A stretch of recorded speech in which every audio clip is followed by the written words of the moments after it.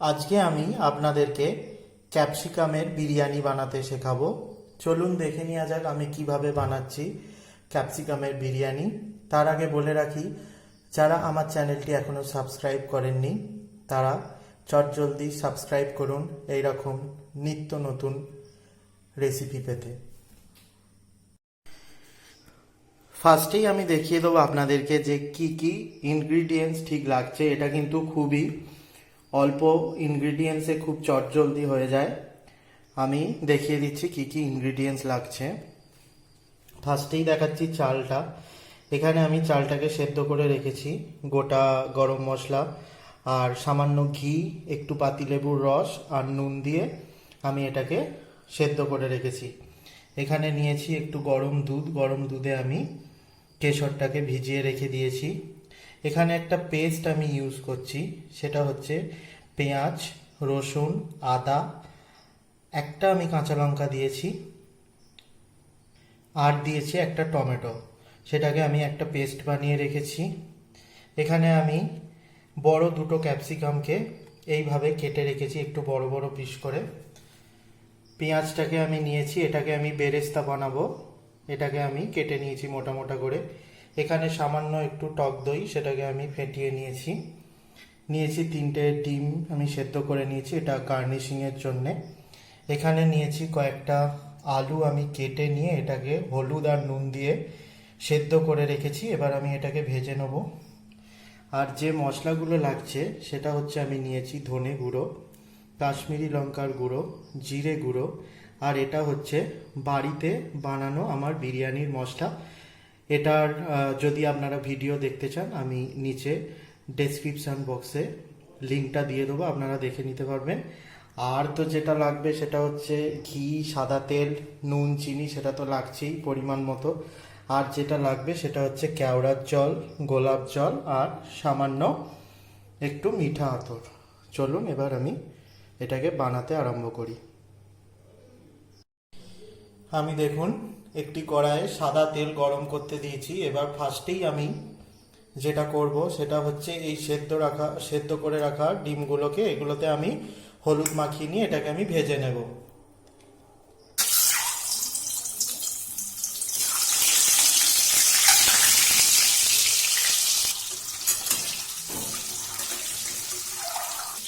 ডিমটা ভেজে নিয়েছি, এবার আমি এটাকে উঠিয়ে নেব।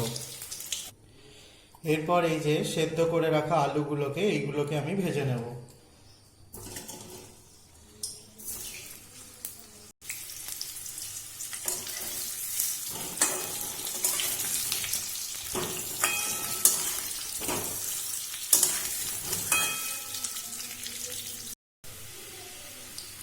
আলুটা ভাজা হয়ে গেছে, এবার আলুটাকে আমি উঠিয়ে নেব।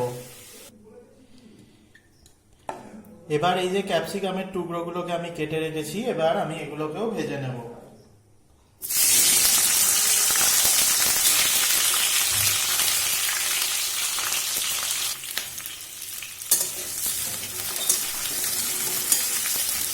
ক্যাপসিকামটাই কিন্তু আমি নুন বা কিছুই অ্যাড করছি না। নুন অ্যাড করলে কিন্তু ক্যাপসিকামের থেকে জল ছেড়ে যেতে পারে। ক্যাপসিকামটা ভাজা হোক। এমতো অবস্থায় আমি যেটা করব, এই যে দইটা, এই যে দইয়ে আমি দিয়ে দেবো ধনে গুঁড়ো, জিরে গুঁড়ো আর কাশ্মীরি লঙ্কার গুঁড়ো দিয়ে আমি এটাকে ফেটিয়ে নিয়ে রেখে দেবো। কিছুক্ষণ আমি এটাকে ফেটিয়ে নিয়ে রেখে দেবো। ক্যাপসিকামটা দেখুন ভাজা হয়ে গেছে, এবার আমি এটাকে উঠিয়ে নেব। এবার আমি সেম কড়াইয়ে দেব একটা তেজপাতা ছিঁড়ে আর অল্প একটু জিরে। এবার এতে আমি দিয়ে দেবো এই বেটে রাখা পেঁয়াজ, আদা, রসুন, কাঁচা লঙ্কার আর টমেটোর যে পেস্টটা।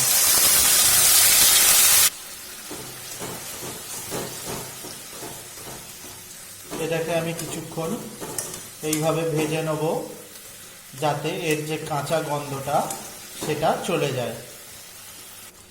এবার আমি এর সাথে অ্যাড করে দেবো এই টক দই আর গুঁড়ো মশলাগুলো মিশিয়ে যে পেস্টটা বানালাম সেটা অ্যাড করে দিচ্ছি। আর এতে অ্যাড করব আমি পরিমাণ মতো নুন, আর অ্যাড করব অল্প পরিমাণ একটু চিনি।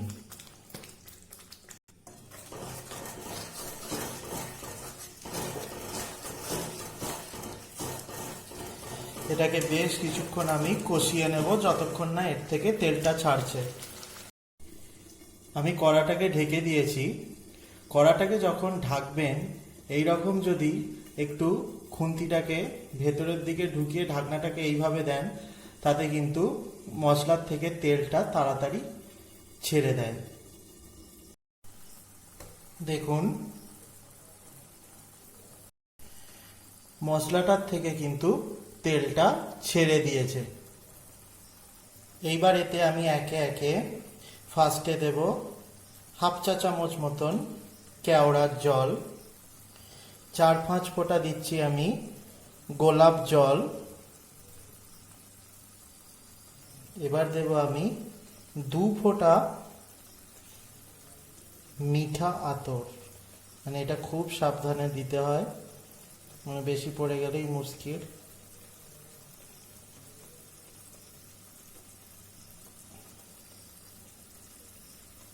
বেশ এবার এতে দেব অল্প একটু ঘি, একদমই অল্প দেব, আমি কিন্তু বেশি ঘি দেব না। এতে অল্প একটু অ্যাড করব বেরেস্তাটা, অল্প একটু অ্যাড করলাম। আর বিরিয়ানির যে মশলাটা সেটা আমি হাফ এখন অ্যাড করলাম, আর হাফ আমি পরে অ্যাড করব।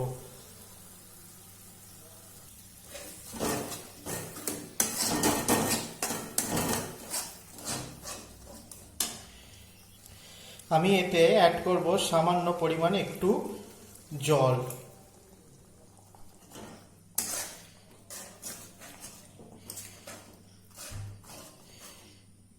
এইবার আমি এতে অ্যাড করব ভেজে রাখা আলুটাকে।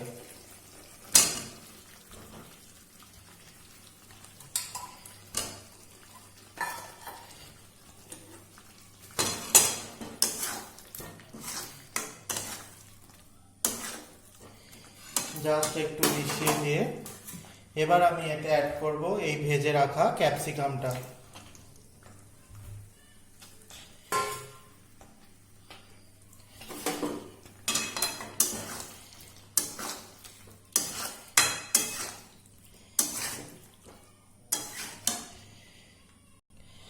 এর সাথে অ্যাড করে দেবো আমি ডিম 3টেকে।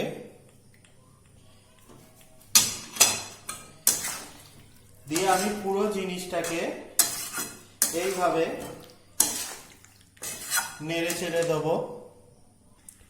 দিয়ে আমি এটাকে 10 মিনিট মতন ঢেকে দেবো। আমি 10 মিনিট পর আবার ব্যাক করব। আমি 10 মিনিট বাদ ব্যাক করছি।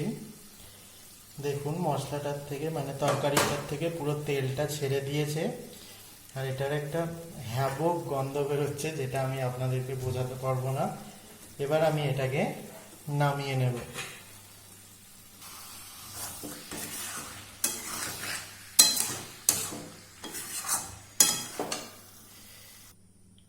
এবার আমি একটা তাওয়াতে দেখুন অল্প একটু জল দিয়ে বসিয়ে দিয়েছি। এবার আমি একটি কড়াইকে দেখুন ভালো করে আমি ঘি মাখিয়ে নিয়ে ওইটাকে বসিয়েছি ওই তাওয়াটার উপরে। এবার আমি লেয়ারটা তৈরি করব।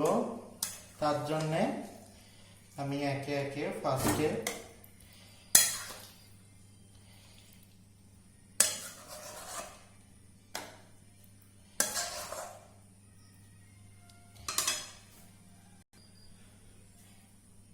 দিয়ে আমি ভাতটাকে উপর থেকে দিয়ে দেবো।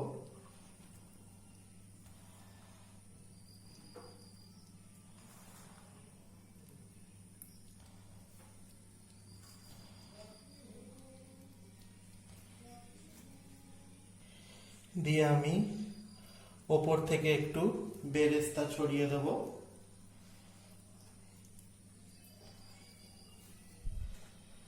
দেব বিরিয়ানির যে কালারটা আমি করে রেখেছি সেটা আমি অল্প দেব, আর দেব অল্প একটু বিরিয়ানির মশলাটা। এইভাবে আমি আরো একটা লেয়ার বানিয়ে নেব। লেয়ারটা তৈরি হয়ে গেছে। এবার জাস্ট আমি অল্প একটু চিনি আমি উপর থেকে দিয়ে দেব। এবার আমি এটাকে ঢেকে দেব, দিয়ে 20 মিনিট মতন এটাকে আমি দমে হতে দেব। আর চিনিটা কেন দিলাম? চিনিটা দিলাম হচ্ছে ভাতটা যখন আমি সেদ্ধ করেছিলাম তখন আমি চালটায় বেশ খানিকটা পরিমাণ নুন দিয়েছিলাম। এবার সেই নুনটাকে ব্যালেন্স করার জন্যে চিনিটাকে আমি দিয়ে দিলাম। আপনারাও যখন চাল সেদ্ধ করবেন নুন দিয়ে দেবেন, আর চিনিটা এইভাবেই দেবেন, এতে কিন্তু চালের টেস্টটা খুব ভালো হয়। আমি আবার 20-25 মিনিট বাদ ব্যাক করব। আমি ব্যাক করেছি। রান্নাঘরটা পুরো বিরিয়ানির গন্ধতে মম করছে। এবার আমি ঢাকনাটা খুলব।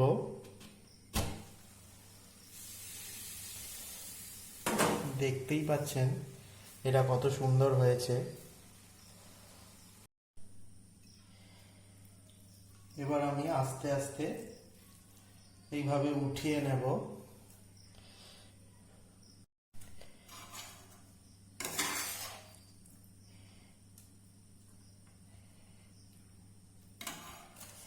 খুবই গরম, যাকে দেখতেই পাচ্ছেন যে ভাতটা কত ঝুরঝুরে হয়েছে। তাও আমি এটা পরিবেশন করে দিই, দিয়ে তাও আরেকবার আমি দেখিয়ে দেব। রেডি আমার ক্যাপসিকামের বিরিয়ানি। দেখুন এটাকে আমি পরিবেশন করে দিয়েছি। এটা কিন্তু দেখতে যতটা সুন্দর হয়েছে, খেতে তার থেকে ডবল সুন্দর হয়েছে। যদি আপনাদের এই রেসিপিটি ভালো লেগে থাকে তাহলে অবশ্যই লাইক করুন, আর কমেন্টে জানাবেন যে কেমন লাগলো। আর পারলে ফ্যামিলি বা নিজের বন্ধু বান্ধবদের সাথে রেসিপিটি শেয়ার করুন।